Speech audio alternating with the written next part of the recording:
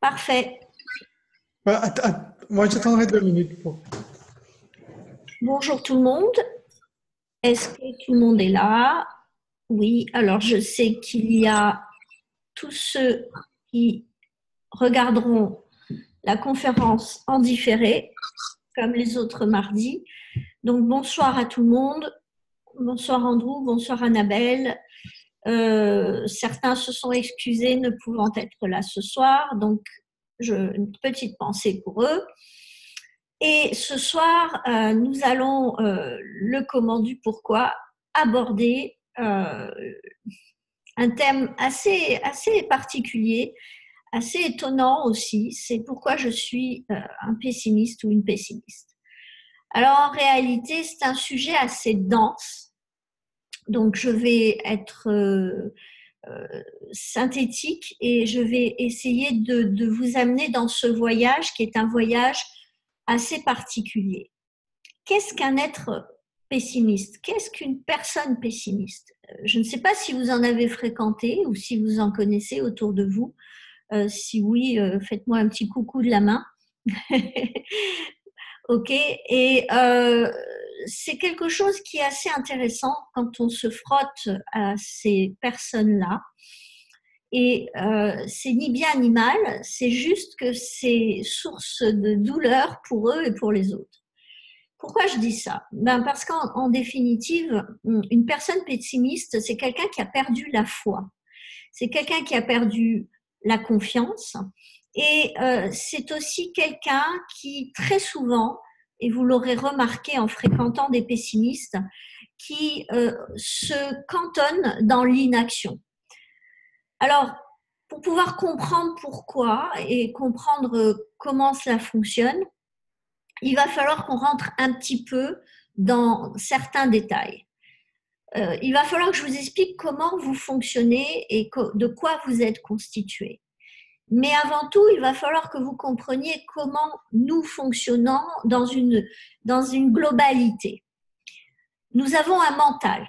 Ce mental, il est bien entendu un élément important puisque c'est la partie la plus évoluée de notre cerveau. Et nous avons un corps qui est notre véhicule pour exprimer les choses. Et vous savez, l'humanité partage des choses et a des choses en commun qui font de nous un tout, un ensemble vivant et co-créant avec ces paramètres-là. Nous partageons bien entendu notre paramètre qui est l'amour. Nous partageons bien entendu le paramètre qui est la peur. Et nous partageons un autre paramètre qui est l'interrogation du sens de la vie. Ces trois paramètres contribuent à faire de nous des êtres qui avons des expériences positives dans la vie ou négatives. Exemple, je suis quelqu'un qui désire donner et recevoir, c'est-à-dire expérimenter ce qu'est l'amour. L'amour, c'est le partage. L'amour, c'est célébrer le partage dans la joie. Et l'amour, c'est le faire, ce partage, sans attente, mais en sachant pertinemment qu'à partir du moment où on le fait, l'on reçoit. Et nous avons bien entendu quelqu'un qui va avoir une expérience décevante en relation avec l'amour.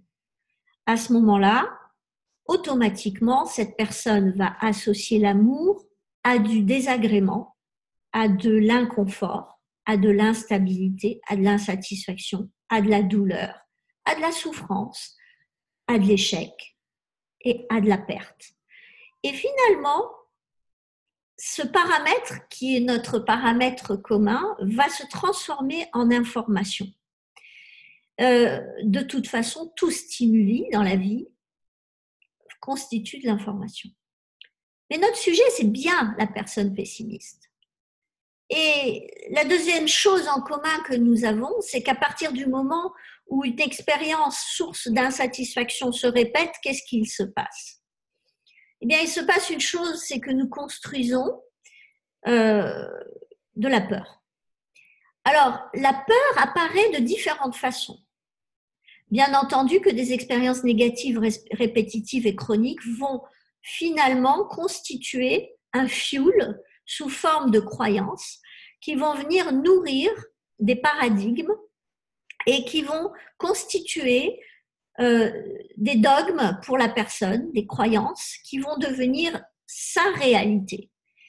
Et il y a une chose qui déclenche la peur. On va en parler tout à l'heure. Et ce qui déclenche ce mécanisme-là, nous allons le cerner et nous allons essayer de le comprendre.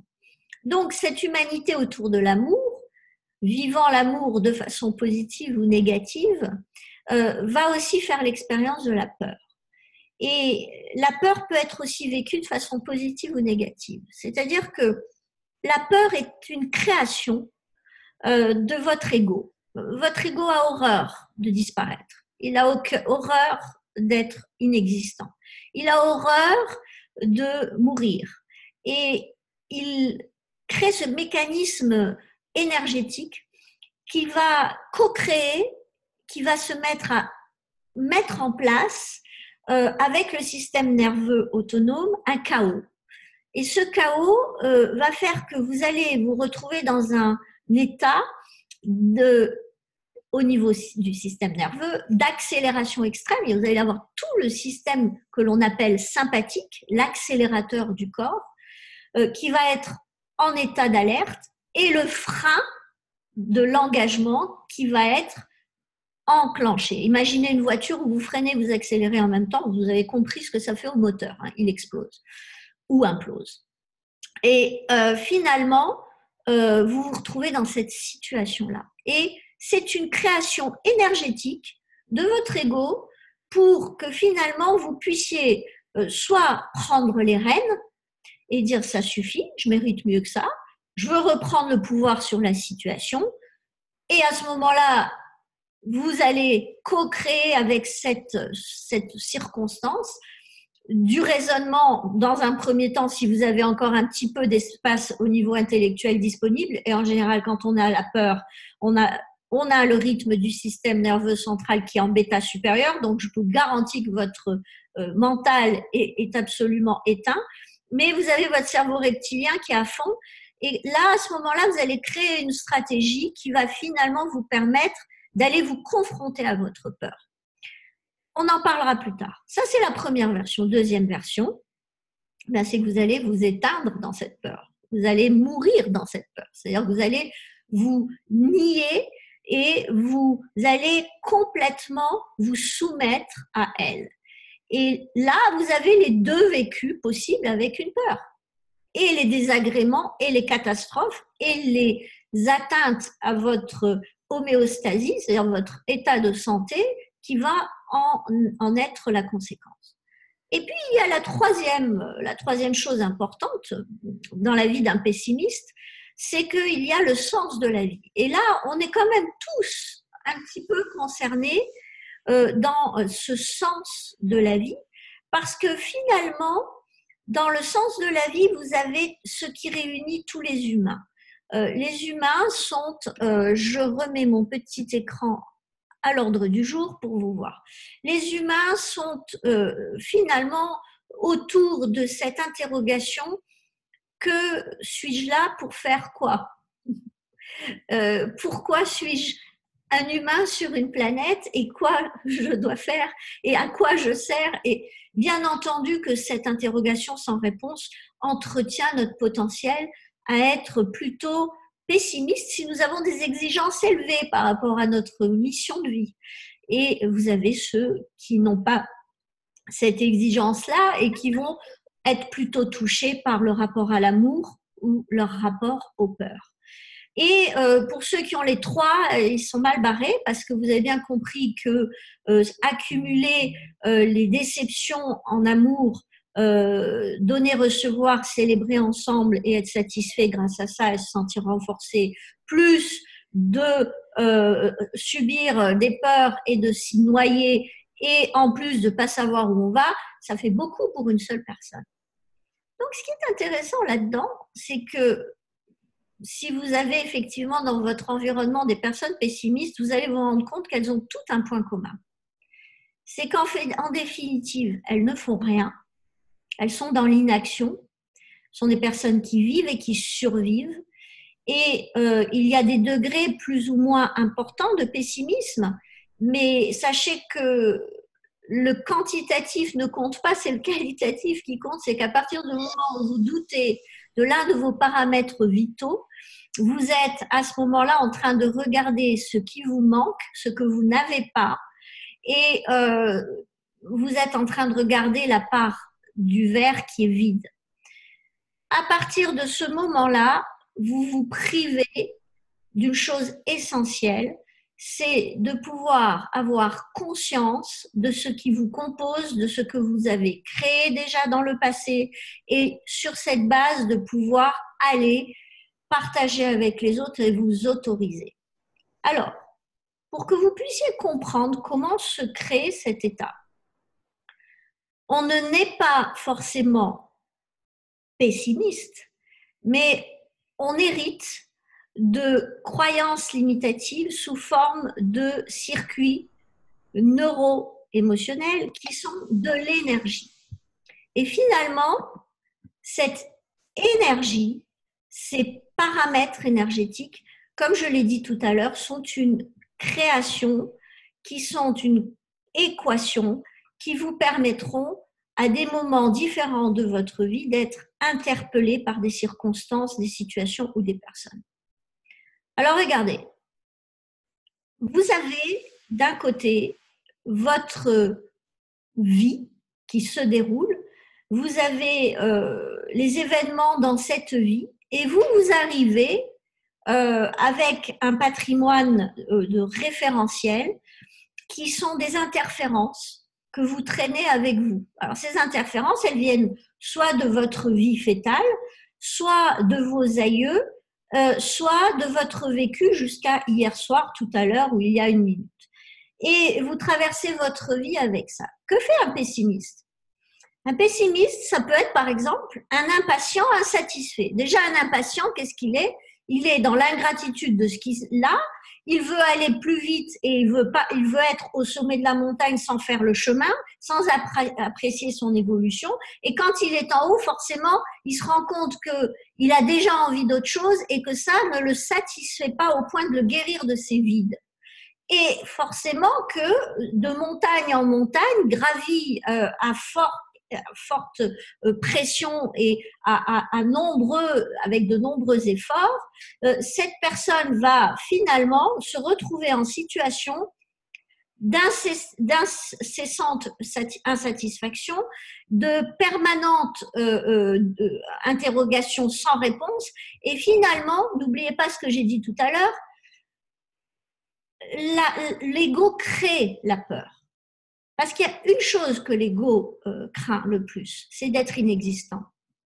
Et dès que vous avez des stimuli dans votre environnement, que ce soit des personnes, des circonstances ou des situations, ou des stimuli sensitifs qui éveillent un référentiel d'interférence dans ce cadre, vous avez à ce moment-là un danger de mourir.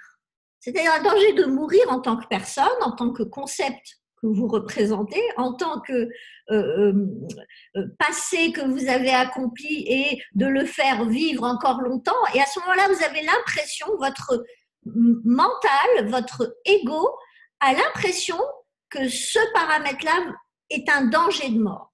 À ce moment-là, il a cette création de mécanismes énergétiques qui s'appelle la peur, qu'il met en place. Et il met en place ça de façon absolument, on pourrait imaginer si nous étions des idéalistes, très généreusement, pour nous alerter et nous demander de mettre quoi en place? Dans l'idéal du dépassement. Parce que si vous êtes challengé, vous comprenez bien que c'est pour aller faire quelque chose de ça. Et en général, un être pessimiste, il a des composantes que l'on va bien décrire ce soir, qui vont faire que, au lieu de s'autoriser à transformer ce stimuli, cette information et ce mécanisme énergétique, de le faire tourner et de le recomposer sous une forme d'affirmation de soi, c'est cela que je désire, c'est pas ça. Ça suffit, stop, je ne veux pas subir ça. Je ne veux pas aller continuer à travailler dans un job qui ne me plaît pas. Et finalement, je lâche l'illusion que je vais perdre quelque chose et je vais engager quelque chose. Et un paramètre absolument indispensable, excusez-moi, c'est la foi. Je vais avoir confiance en moi. Et ce qui est très important de comprendre, c'est que les composantes d'un pessimiste vont être finalement les co-créatrices, d'abord par l'ego qui crée la peur et qui va interpeller le système nerveux autonome, qui va se mettre à créer le chaos frein-accélérateur en même temps, qui me met en risque d'implosion. Et là, si j'ai un super protocole pour me faire tourner ça et me refaire tomber sur mes pattes, et mes pattes, ce sont mes piliers, c'est-à-dire que je sais, je connais moi et mon passé, et je n'ai pas vu que le verre vide toute ma vie, mais j'ai vu les deux parts et je sais que je peux regarder la partie pleine que je peux composer encore aujourd'hui. À ce moment-là, je dépasse ce verrou énergétique, je le fais tourner et je le transforme en quelque chose de plus puissant que la peur, la certitude. Bien entendu qu'un être pessimiste, il a des raisons pour lesquelles il ne peut pas, de façon autopilote, c'est-à-dire de façon spontanée, de façon intuitive, se mettre à réaliser ça, ce travail-là. Et je continue l'histoire. L'ego en alerte, il crée la peur, le système nerveux autonome passe en mode chaos. À ce moment-là, il y a au niveau corporel et au niveau mental un désalignement qui se met en place. Ce désalignement fait que le mental condamne le corps qui n'a pas le courage de faire, ou le corps a envie d'y aller mais le mental n'a pas le désir d'aller dans cette direction, et à ce moment-là, on se retrouve dans le mal-être. C'est-à-dire que cette situation du système nerveux autonome crée du mal-être qui lui crée à ce moment-là une croyance négative en relation avec cette situation et l'être que je suis. Et je viens remplir une case supplémentaire dans mon cher et très cher filtre subconscient, comme quoi je suis une crotte, une fois de plus dans ma vie. Et finalement, de ce moment-là, qu'est-ce qui se passe? L'être que je suis, voulant être rayonnant dans ma vie, existant et exister à un niveau supérieur que celui où je suis, ça c'est dans le meilleur des cas, sinon sans vision, et là déjà juste vouloir exister dans le présent, cet être-là, il chute en niveau de confiance, il chute en niveau de potentiel d'attraction, il chute jusqu'à finalement engrammer un potentiel encore plus bas, avec des croyances encore plus négatives qui s'accumulent et qui valident en mode autopilote d'être sur non je peux pas, non je ne veux pas, non si je le fais je pourrais pas bien le faire, et si je le fais pas bien on va pas m'aimer. Et de là on va taper sur encore plus de peur, et bien entendu qu'on crée un momentum de destruction énorme qui va nous amener, et je vais vous expliquer comment, jusqu'à la dépression. Parce qu'en réalité, si on réfléchit, la peur, c'est un état au niveau du rythme du système nerveux central, vous savez, notre cerveau, notre moelle épinière, qui irradie vers chaque partie du corps l'énergie distribuée, l'information pour sécréter des émotions. Eh bien, cette peur va activer un rythme au niveau du système nerveux central qui est le rythme bêta supérieur. C'est-à-dire vous êtes en hyperfocalisation. Qu'est-ce qui peut arriver de mal? Qu'est-ce que je peux rater? Qui peut ne pas m'aimer ou qui je ne peux pas aimer? Et à ce moment-là, dans cet espace-là, automatiquement, je suis dans le chaos au niveau de mon système nerveux autonome.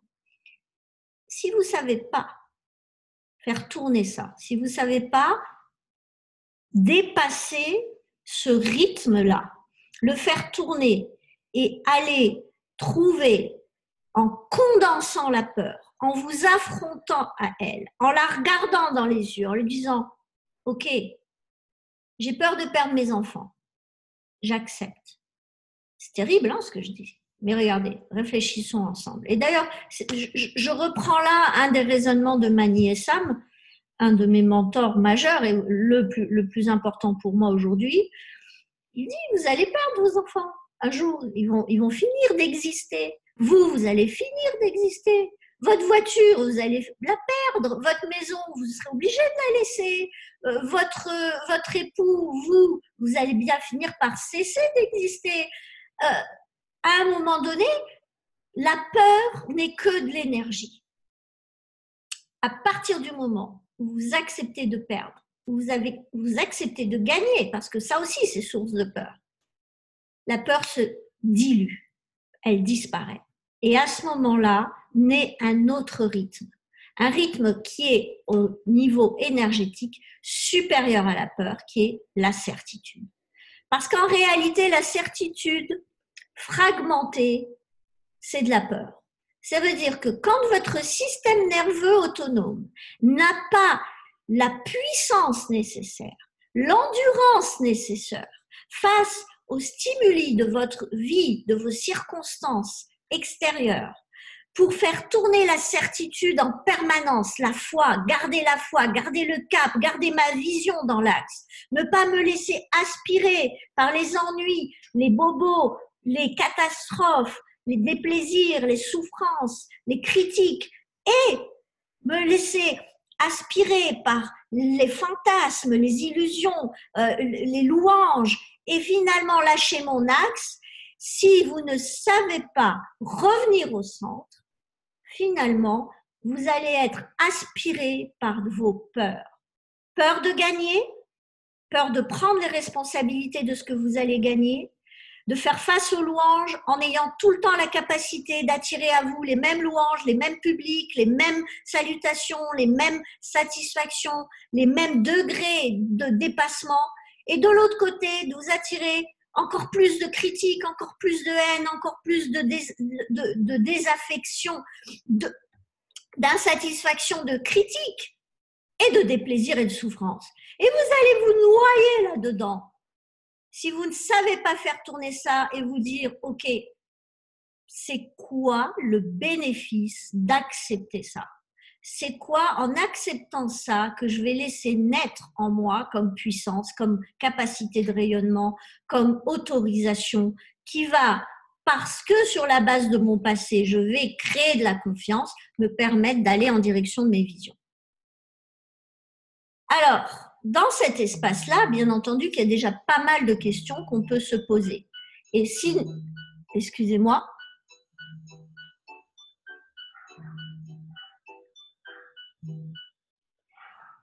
une chose essentielle, c'est qu'à partir du moment où vous avez de la certitude qui se fragmente en forme de peur, sous forme de peur parce que vous ne savez plus, votre système nerveux n'est pas assez entraîné, il n'a pas les circuits pour maintenir face à la pression extérieure, la foi, quoi qu'il arrive, vous allez avoir une fragmentation de cette énergie, vous allez avoir une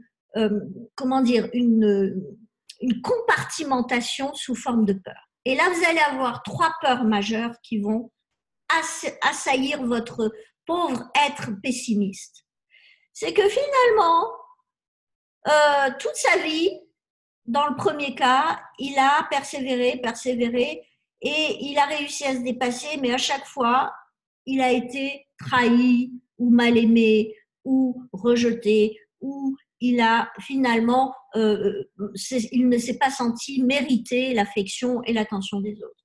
Et à ce moment-là, il aura eu finalement une résistance parce qu'il n'aura pas eu le degré de conscience de ce qu'il vivait, il n'aura pas pris assez de recul pour satelliser sa vie, la voir de haut et se dire « Waouh, j'ai vécu ça, oui, j'ai morflé, j'ai eu à souffrir, mais Waouh, j'ai accompli ça, j'ai trouvé ça en moi. Voilà les dons que j'ai exprimés. Voilà les choses que j'ai construites. Voilà les gens que j'ai rencontrés. Et finalement, n'ayant pas fait ça, sa confiance n'a pas pu résister à la pression et il a finalement co-créé les peurs et il est lui-même le propre créateur de ses propres peurs. Pourquoi ? Parce qu'à ce moment-là, vous avez 3 peurs majeures qui interviennent dans votre vie. La première des premières, c'est, vous le savez, je vous l'ai dit tout à l'heure, l'ego a peur d'être inexistant. Et comme il a peur d'être inexistant, eh bien, il a peur de ne pas être aimé. C'est la première peur de l'humain. Peur de ne pas être aimé. Parce que si je ne suis pas aimé, on va me rejeter, on ne va pas vouloir de moi, on ne va pas m'aimer. La deuxième peur majeure, c'est bien entendu de ne pas être capable, de ne pas être à la hauteur. Et là, automatiquement, sachez qu'il y a une relation avec les autorités, paternelles ou maternelles, réelles ou symboliques. Un État, une entreprise, un projet, une création. Et à ce moment-là, vous vous retrouvez en situation de craindre de ne pas être à la hauteur, soit de votre création, parce que financièrement, vous ne tenez pas la route, au niveau de votre carnet d'adresse, vous n'avez pas ce qu'il faut, au niveau de votre temps, espace-temps, vous n'avez pas géré, anticipé, et parce que finalement, vous n'avez pas le fuel en ressources humaines, et vous n'avez pas l'énergie et le marketing de communication qu'il vous faut. Et à ce moment-là, vous basculez dans cette peur-là. Troisième peur, je ne suis pas digne. Je ne suis pas digne, en général, c'est que je ne mérite pas. Je ne mérite pas parce que je ne suis pas à la hauteur et je ne suis pas à la hauteur, donc on va me rejeter. Et puis de toute façon, je ne suis pas digne d'aimer les autres. Je peux pas, je n'ai pas les potentiels pour proposer quelque chose à la société, pour co-créer avec elle et me mettre finalement à me positionner et sur la base soit des résidus de confiance que j'avais, les réactiver en moi, ou d'arriver même à m'en souvenir, et sinon, dans le meilleur des cas, d'arriver à m'accrocher à eux, de les faire renaître en moi, en conscience, pour pouvoir revoir ma vie d'aujourd'hui en constatant que je fais tous les jours des choses magnifiques et que je suis un être exceptionnel. Et que quoi qu'il arrive dans ma vie, qu'on me demande de payer pour les autres, qu'on me demande de vendre, qu'on me prenne, qu'on me maltraite, il y a en moi une part de don que je peux partager avec les autres. Et oui, je suis digne de venir focaliser sur ça plutôt que sur ce qu'on me prend ou ce que l'on désire me voler ou ce que l'on désire me faire souffrir en critique. C'est indispensable que vous compreniez ça. Parce que quand vous êtes dans la peur, il y a 2 solutions. Soit vous condensez cette peur, vous la regardez comme je vous disais dans les yeux et vous dites « ça suffit, je mérite mieux que ça » et vous passez au travers et qu'est-ce qui se passe à ce moment-là ? À partir du moment où vous dites « ça suffit », c'est que vous êtes déjà en colère contre cette peur. Je mérite mieux que ça veut dire que vous êtes en train de switcher de « oui, j'ai le droit d'exister » au travers de quoi et quoi je veux et en train de vous connecter déjà avec une vision qui est « c'est ça que je veux, c'est pas ça que je veux ». Oui, je veux m'autoriser ça. À ce moment-là, vous dépassez votre peur et vous vous retrouvez en situation de confiance, de certitude et vous relancez le momentum basé sur la foi, les croyances plus, vous augmentez au niveau de votre subconscient le potentiel des croyances positives en relation avec votre vie et la capacité de vous dépasser. La plus grande évolution dans l'humain et chez l'humain passe par la capacité à dépasser ses peurs. C'est là où on grandit le plus, parce que c'est là qu'on devient adulte. C'est là qu'on arrête d'attendre un sauveur. C'est là qu'on prend la responsabilité d'être autonome. C'est là où finalement on apprend à construire dans un sens dont on a seul la responsabilité et on ne vient pas en imputer les autres quand ça ne marche pas. Donc, une fois que vous êtes là, tant mieux si vous arrivez à faire ça. Si vous n'y arrivez pas, c'est que votre système nerveux est tellement épuisé, tellement fragilisé, qu'il n'arrive pas à faire tourner cette peur pour la transformer en décision d'aller la déplacer, s'y confronter.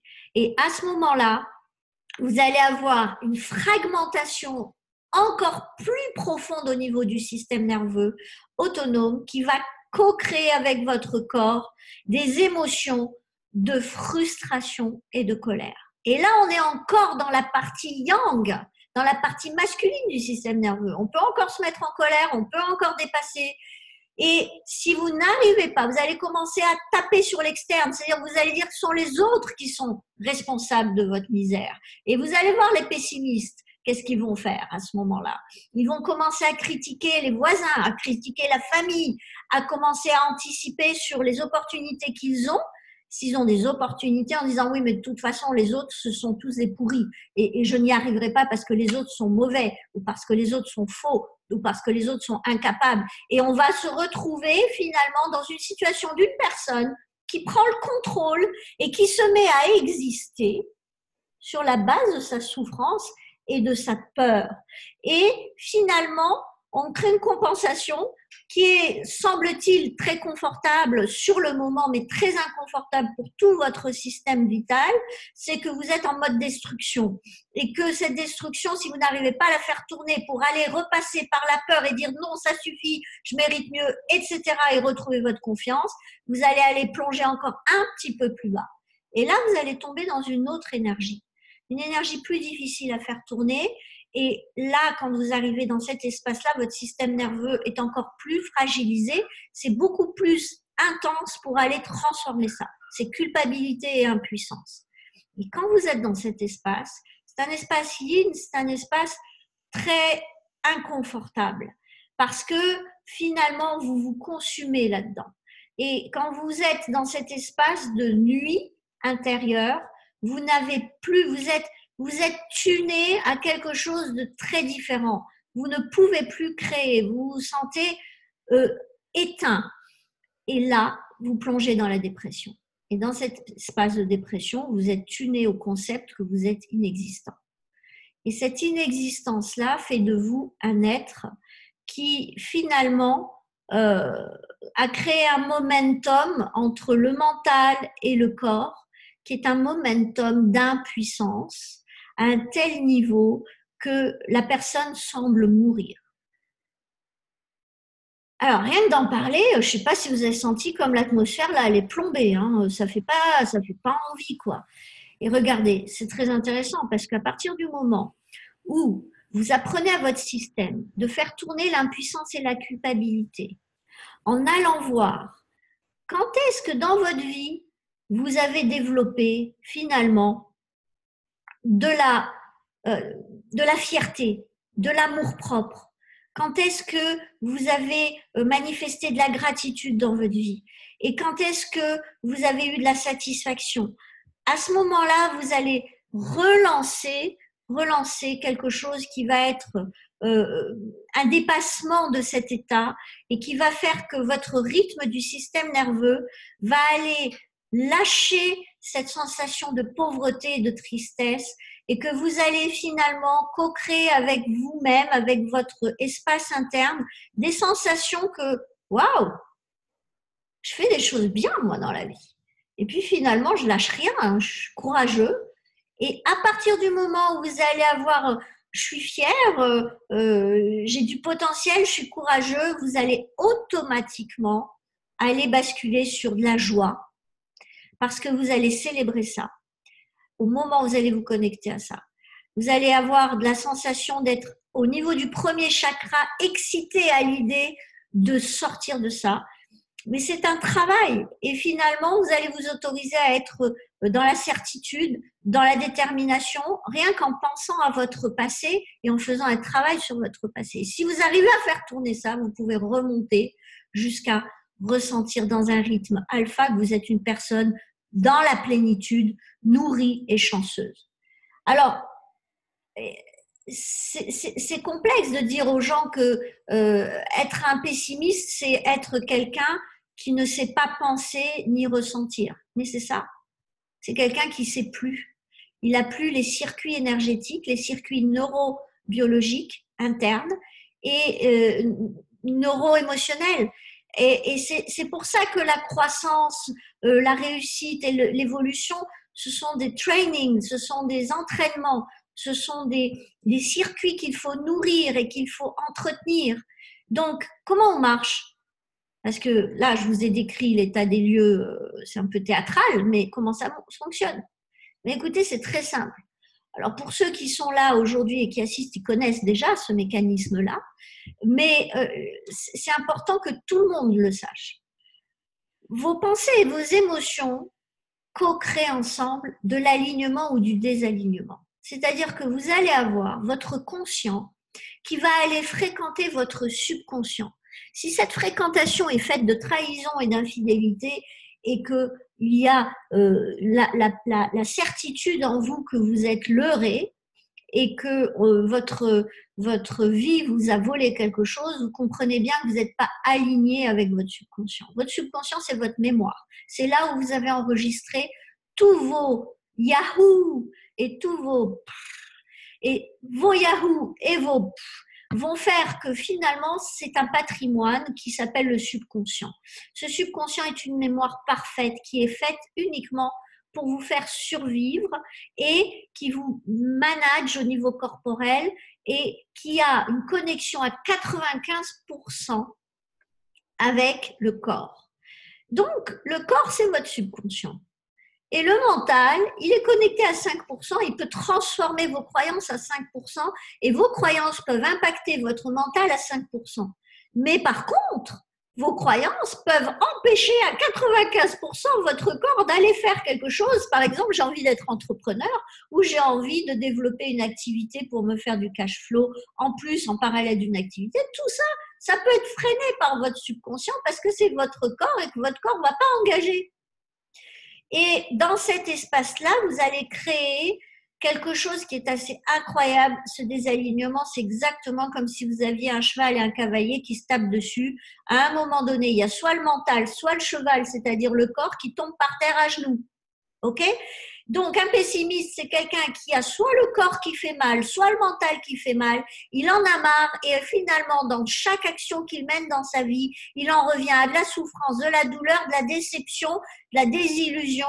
Et il part du principe qu'il est une victime ou il prend le pouvoir en disant « moi, je ne crois pas en ça. Moi, ça, j'y vais pas. Moi, je suis prudent. Moi, je contrôle. » Et finalement, en faisant ça, il hyper-focalise sur ce qu'il ne désire pas et ce qui lui fait peur. Soit il est terrorisé, il vit dans un trou, dans une grotte, et c'est quelqu'un que l'on ne voit pas, que l'on ne connaît pas et qui finit par mourir de façon physiologique et psychologique, socialement ou de façon humaine tout court, parce que sa physiologie ne pourra pas soutenir de vivre sans être finalement capable de partager avec les autres et de développer de la co-création sous une forme ou une autre. Donc, pensée positive ou négative, ça veut dire de haut potentiel ou de bas potentiel. Je suis une crotte, c'est du bas potentiel. Je suis un génie, c'est du haut potentiel. Associé à des émotions de haut potentiel, yahoo, je suis capable d'y aller, le corps va me suivre, va me donner les moyens de, ou de bas potentiel, moi je peux pas, je suis fatiguée, je suis épuisée, même je suis incapable de développer ce type de rythme. À ce moment-là, vous avez déjà un mental avec du plus et du moins, un corps avec du plus et du moins. Et si vous avez bien compris que vous avez le mental qui est négatif, le corps qui est négatif, parce que si vous pensez que vous êtes une crotte, il y a peu de chances que vous soyez en train de vous exciter pour ça. Et finalement, vous êtes en train de dire à votre subconscient, tu vois ce que je désire au niveau de mon cœur, c'est-à-dire former ou créer ou co-créer ça. J'aime l'idée, mais je peux pas. Et votre subconscient valide que c'est pas bon pour vous parce que vous êtes source pour vous-même dans ce futur-là, source de déplaisir, d'insatisfaction. Vous n'engagez pas, vous pouvez même pas voir votre futur. Dans cet espace-là, vous ne pouvez pas vous projeter dans le futur. Vous êtes bloqué dans votre présent. Vous êtes en train de fixer le verre vide, à moitié vide du regard. Pendant ce temps-là, le monde peut tourner, vos amis peuvent créer ce que vous rêviez de faire, vous ne pouvez même pas vous défocaliser de votre état pour aller rejoindre la fête. Vous ne pouvez pas. Et quelqu'un de pessimiste, c'est quelqu'un qui, en plus, va nourrir ses peurs sans le savoir. Vous savez pourquoi? Parce que penser plus émotion, C'est pensée égale énergie électrique, énergie corpusculaire associée à de l'énergie ondulaire magnétique qui va créer votre champ électromagnétique et que ça va finalement, sous forme d'action que vous allez prendre dans cet état, ce champ électromagnétique, moins plus moins, vous allez aller avec vos pensées négatives, votre corps en état de souffrance, agir très faiblement, avoir finalement des décisions de mauvaise qualité, des résultats de crotte et finalement vous allez être insatisfait. Qu'est-ce qui se passe à ce moment-là? Eh bien, vous êtes en train de créer le fuel et la nourriture de vos peurs, une croyance. Et à ce moment-là, c'est cristallisé au niveau de votre système nerveux. Votre système nerveux, va cristalliser ça dans le corps sous forme de croyance. Et ça va devenir votre référentiel. Ça va devenir normal pour vous de croire que c'est ça la vie quand vous êtes acteur là-dedans. Et vous allez vous dire, en vous comparant aux autres en plus, oh là là, il a de la chance. Et vous n'allez même pas vous rendre compte que vous avez l'opportunité de relancer cette chance en vous. Pourquoi? Parce qu'une fois que vous avez ce champ électromagnétique négatif, que vous allez recréer des croyances négatives, vous avez votre potentiel électromagnétique d'attraction qui baisse. Et un pessimiste, qu'est-ce qui se fait? C'est un chat noir. Il attire que des emmerdements. Il attire que des trahisons, des mensonges. Et finalement, il est en flagellation permanente parce qu'il est son propre bourreau. Il suffit qu'il change un des paramètres, mental, corps, pour que finalement, il aille s'attaquer à sa matière de la vie. C'est quoi? Temps, énergie, avec des actions avec le corps. Le corps, c'est de la matière. Avec des conversations, du marketing, de la communication et de l'argent sous forme d'énergie-argent qui crée la manifestation de la matière dans la vie et qui va, avec cette matière, co-créer à un niveau supérieur. Donc, regardez. Finalement, si vous êtes un optimiste, vous avez le circuit inverse. C'est-à-dire que vous co-créez avec des exercices, des protocoles, ou parce que vous êtes de façon innée un optimiste, parce que vous avez les circuits, vous avez hérité de tags qui vous excitent pour aller en direction de tags. Quand je dis de tags, ça veut dire que vous avez en vous des alerteurs pour aller vers ce qui est en fait source d'excitation, source de rayonnement pour vous. Et si vous êtes un pessimiste, eh bien, soit vous l'avez partiellement en termes d'interférence par rapport à un passé qui vous a marqué, et vous avez la responsabilité aujourd'hui de transformer vos croyances. Vos croyances donnent au biberon du fuel et de la nourriture à vos peurs. Vos peurs sont une construction totalement utopique. C'est un mensonge, une peur. Mais c'est un mensonge qui est créé par votre mental, votre ego, pour vous laisser continuer le chemin en faisant en sorte de continuer à être existant alors que lui perçoit le danger de perdre ça, le danger de mourir. Mais c'est un mensonge, c'est quelque chose qui est juste nier votre capacité de dépassement, nier le nombre de dépassements, les milliers de dépassements que vous avez déjà accomplis dans votre vie, parce que je vous garantis que vous avez tout pour être des êtres optimistes. Vous avez tout du génie, ne serait-ce que pour arriver à relever la tête aujourd'hui dans une société au niveau de complexité à laquelle elle se situe en relation avec le futur, quand on voit quels sont les paramètres à digérer aujourd'hui depuis les 10, 15, 20, 30, 40, 50 dernières années de votre vie pour pouvoir considérer que vous gardez votre place et votre positionnement dans cette société. Vous méritez de considérer que vous avez du génie parce que avec votre niveau de complexité, vous avez dépassé ça et vous avez finalement réussi à l'exprimer de différentes façons jusqu'à être soit un étudiant éternel, soit un persévérant pour pouvoir aboutir le rêve d'il y a 10 ans et de passer des paliers et finalement dans la patience. N'oubliez pas la conférence de la semaine dernière. La patience, c'est être dans la gratitude pour le chemin, d'être dans la gratitude pour ce que je suis capable de réactiver en moi jour après jour pour pouvoir m'autoriser. Parce que ma première œuvre, c'est moi. Ma première résonance avec la conscience que j'ai, c'est ma création sous forme de pessimisme ou d'optimisme. Et finalement, si je suis honnête avec moi, c'est bien la peur. Ça me permet de me positionner par rapport à là où j'en suis dans cet alignement ou ce désalignement. Si je suis capable de faire tourner une peur, allez, en quelques heures, bravo. Bien entendu, ça dépend de l'intensité de la peur. S'il y a quelqu'un avec un fusil sur la tête de quelqu'un que j'aime, c'est beaucoup plus complexe en termes d'immédiateté que de perdre sur un placement immobilier, d'accord? Mais ça reste une peur. Et d'arriver à faire tourner une peur, c'est finalement d'avoir pris le courage et d'avoir dépassé ce plafond de verre qui est fait de mensonges. Et ces mensonges sont perte et gain. Regardez, dans la vie, rien ne se perd, rien ne se gagne, tout se transforme. Une fois que vous avez compris ça, ça fera l'objet d'une autre conférence. Vous perdrez la puissance de vos peurs. Parce que les peurs se nourrissent de ça, qui sont des mensonges, qui sont des croyances, qui sont liées au fait que je vais me sentir rejeté et pas aimé si je perds ou si je gagne, rejeté et donc pas à la hauteur finalement, pas méritant si je perds ou si je gagne quoi que ce soit, et que finalement je vais pas être digne d'aimer et d'être aimé.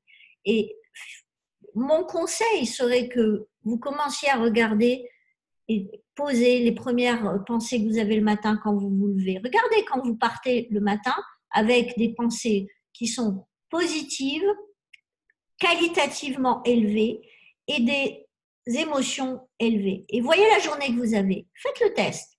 Et voyez comment ça se passe quand vous avez des matinées où vous ressortez d'une nuit blanche avec des pensées négatives et des émotions de crotte, où vous vous sentez faible et vous avez en plus de la fatigue. N'oubliez pas que la fatigue accentue l'émergence des peurs, parce que votre système nerveux autonome n'a pas les mêmes ressources pour venir vous soutenir. N'oubliez pas votre hygiène de vie. C'est un des facteurs qui vient vous permettre de fréquenter et de danser. La vie est une danse. Apprenez à danser. Et les composants sont vos pensées, vos émotions, votre subconscient, votre cœur ouvert vers le futur et votre honnêteté de savoir ce que vous désirez et d'en prendre les responsabilités. Voilà, ça fait 59 minutes qu'on est ensemble. La conférence touche à sa fin. J'ai été honorée de vous servir ce soir. On pourrait dire encore beaucoup de choses sur ça. On va se retenir.